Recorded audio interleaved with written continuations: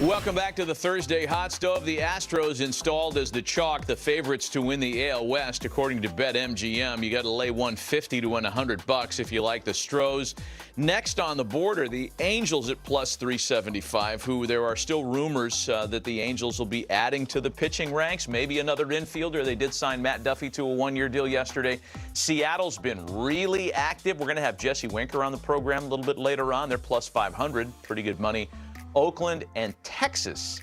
Oakland's still listed as fourth, despite the fact that they're subtracting, and the Rangers are adding. Keith Costas joins us with some perspective on this. The Astros are one of the shortest favorites, right, at minus 150. We talked about the White Sox. They're minus 160 to win the AL Central. What do you make of this group? Yeah, the Angels at plus 375. Those are the second longest odds for any second-place team, according to BetMGM. Only the Tigers at plus 650 have longer odds among those second-place teams. But to me, the most surprising thing was that there's a little bit of separation between the Angels and Herald's Mariners. To me, the M's are probably the most interesting thing in this division, and I don't really see much separation between those two teams and the Angels. I think they'll both be fighting for one of those last playoff spots. No, they've both done some things. I still think the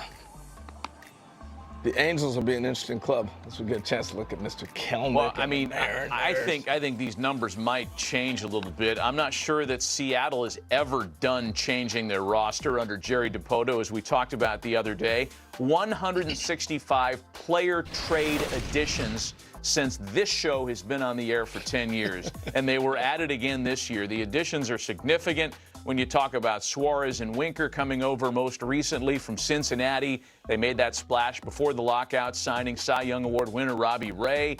There are always a lot of names on the add and subtract list in Seattle, and maybe that's why we always fall in love with them in the winter, because we tend to think that the teams that were the most busy with their roster are the ones that are going to improve the most. And the Angels didn't do a lot. They added Noah Syndergaard.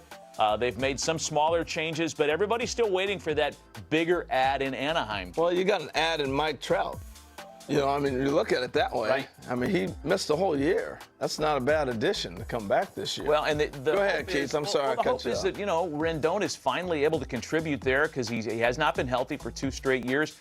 Raisel Iglesias was awesome last year, and bringing him back, re-signing him was huge. What else needs to happen here for you, Keith, with the Angels? Yeah, I think just more consistency in the bullpen and throughout the pitching staff overall. I mean, that's what we've been talking about with the Angels, it seems like, for Mike Trout's entire tenure. So whether or not they can get over that hump, I think comes back to that this year. Michael Lorenzen's a nice ad, so's Aaron Loop, but I was hoping they were going to keep Alex Cobb.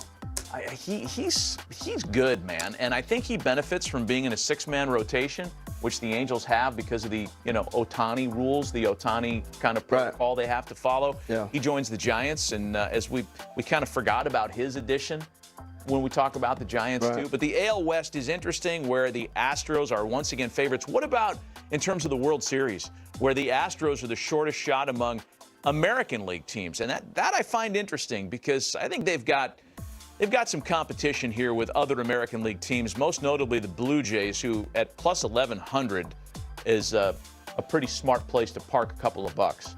I just think the Blue Jays are the team to beat. Dodgers, Blue Jays would be my front runners for a World Series right now. How do you differentiate between the Dodgers and Mets, though? They've both loaded up. They're loaded up. All right. Keith, thank you. Let's take a break. When we come back, Line up. Christopher Russo is in.